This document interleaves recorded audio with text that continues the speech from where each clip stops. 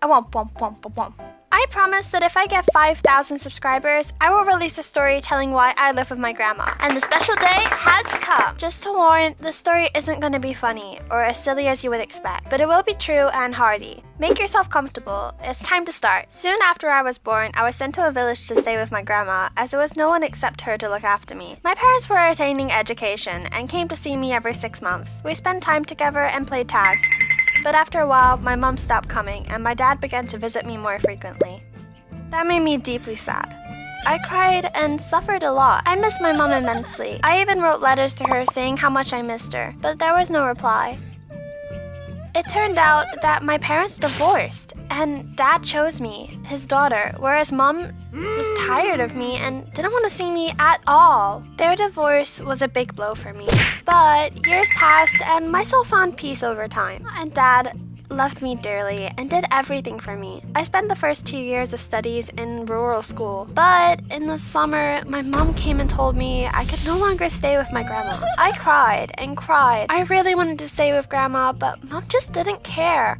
Some of you may think that she changed her mind and decided to be with me forever and ever, right? Not at all. She just wanted to extort money from my dad. From the legal perspective, if I stay with my mom, my dad has to pay some compensation. So I became a victim of my mom's greed for money. My entire life, beginning from the elementary school to high school, was hell. I barely stepped into her house when she said, "You gotta abide by my rules. I will beat your father's genes out of you." And she literally meant it. I was beaten for bad and for good.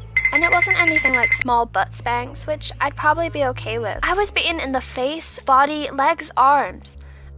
I was covered with bruises, missed some hair on my head, and had numerous scratches all over my body. And my mom found all that acceptable. I was smacked for dirty mugs. And when she was in a bad spirits, it was my fault too. And I was beaten. She even beat me for putting a t-shirt on backwards. She said it was a bad sign. One of those days, I was peeling potatoes and she didn't like the way I was doing it. She began to swear at me and yelled that I was good for nothing and that I would never achieve anything. She said she no longer wanted to talk to a freak like me. I got used to being insulted like this, yet I asked her, "Do you even know who freaks are?" In response, she, as usual, just gave me a couple of blows. I burst into tears and ran away from the kitchen to pack my things.